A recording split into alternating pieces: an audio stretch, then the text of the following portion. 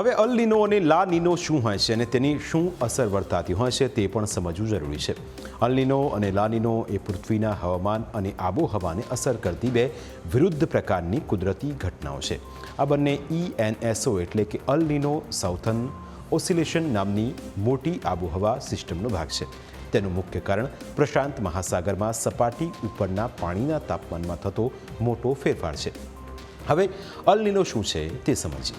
જ્યારે પ્રશાંત મહાસાગરના પૂર્વ ભાગનું પાણી અસામાન્ય રીતે ગરમ થઈ જાય છે તો તે સિસ્ટમને અલ નીનો કહે છે.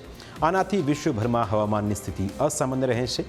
ભારતમાં ઓછો વરસાદ પડે છે, ઓસ્ટ્રેલિયા અને ઇન્ડોનેશિયામાં દુષ્કાળ જેવી સ્થિતિ પેદા થાય છે અને અમેરિકામાં વધુ વરસાદ સાથે તોફાનો આવવાની પણ શક્યતા રહેલી છે.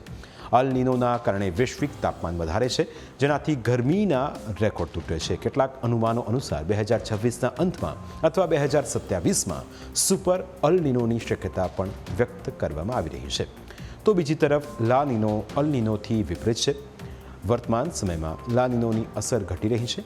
લા નીનોમાં પ્રશાંત મહાસાગરનું પાણી અસામાન્ય રીતે ઠંડુ થઈ જાય છે, જેના કારણે ભારતમાં સામાન્ય કરતાં વધુ વરસાદ પડે છે. આ સ્થિતિમાં બે શક્યતા રહેલી છે. પૂર આવે તો ખેડૂતોને નુકસાન થાય છે અને સામાન્ય વરસાદ રહે તો ખેડૂતો માટે ફળદાયી નીવડે છે. ટૂંકમાં લા નીનોની અસરથી વૈશ્વિક તાપમાનમાં ઘટાડો થાય છે, પરંતુ હાલમાં આખું વિશ્વ અલ નીનોની ખૂબ જ ખરાબ અસરો ભોગવી રહ્યું છે. વર્ષ દરમિયાન ગરમીના દિવસો વધી રહ્યા છે, તેના કારણે લોકોનું જીવવું પણ મુશ્કેલ બની રહ્યું છે.